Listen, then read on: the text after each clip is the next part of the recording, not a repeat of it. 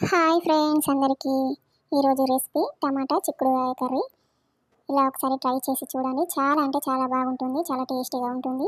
వేడి వేడి అన్నంలోకి అయినా చపాతీలోకి అయినా చాలా బాగుంటుంది. ఒకసారి ఇలా ట్రై చేసి చూడండి. ముందుగా చిక్కుడుకాయ నారలు లేకుండా ఇలా చించి పెట్టుకోవాలండి. నీట్గా కడిగి పెట్టుకోవాలి చిక్కుడుకాయ. ఇలా టమాటాలు, పచ్చిమిర్చి, ఉల్లిపాయలు ఇలా కట్ చేసి పెట్టుకోవాలండి. ముందుగా స్టవ్ వెలిగించి కడాయి పెట్టుకోవాలి. కడాయి వేడిన తర్వాత ఆయిల్ వేసుకోవాలండి. నేనైతే ఒక 2 స్పూన్ల ఆయిల్ వేస్తున్నాను. ఇలా ఆయిల్ వేడిన తర్వాత ఉల్లిపాయలు, పచ్చిమిర్చి వేసుకోవాలి. ఒక 2 కట్ చేసి వేసుకున్నాను పచ్చిమిర్చి. కొంచెం కరివేపాకు వేసుకోవాలి. ఒకసారి ఇలా కలుపుకోవాలండి. ఇలా కొంచెం మంచిగా ఫ్రై అయిన తర్వాత 1 స్పూన్ అల్లం వేసుకోవాలి. ఒకసారి ఇలా మళ్ళీ కలుపుకోవాలి. మంచిగా ఇలా పచ్చి వాసన పోయేంత వరకు ఫ్రై చేసుకోవాలండి.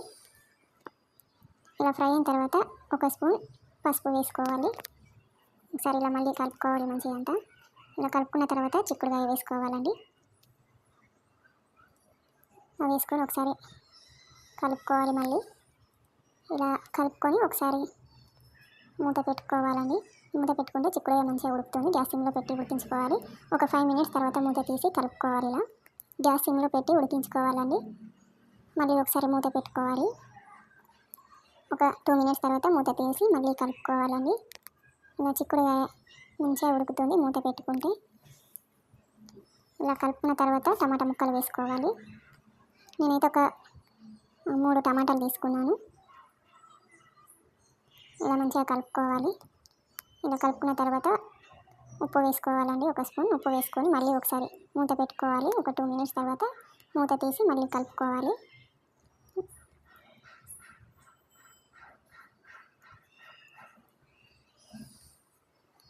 ఇలా కలుపుకుంటూ ఉండాలండి, మాడిపోకుండా చూసుకోవాలి. ఇలా టమాటాలు ఉడికిన తర్వాత కారం వేసుకోవాలి. నేనైతే ఒక 2 స్పూన్ల కారం వేస్తున్నాను. మీరు తగినంత వేసుకోవచ్చండి. ఇలా కారం వేసుకున్న తర్వాత ఒకసారి కలుపుకోవాలండి. ఇలా అంతా మంచిగా కలుపుకున్న తర్వాత ఒక గ్లాస్ వాటర్ పోసుకోవాలి. ఒకసారి ఇలా మళ్ళీ కలుపుకోవాలి అంత మంచిగా.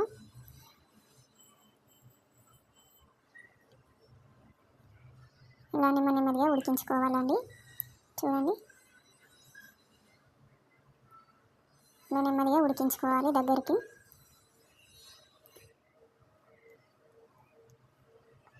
ఇలా గ్రేవీగా వచ్చింది కదా, ఇలా నేను చూపించినట్లు ఉడికించుకోవాలి. ఇలా గ్రేవీగా రావాలి కొంచెం.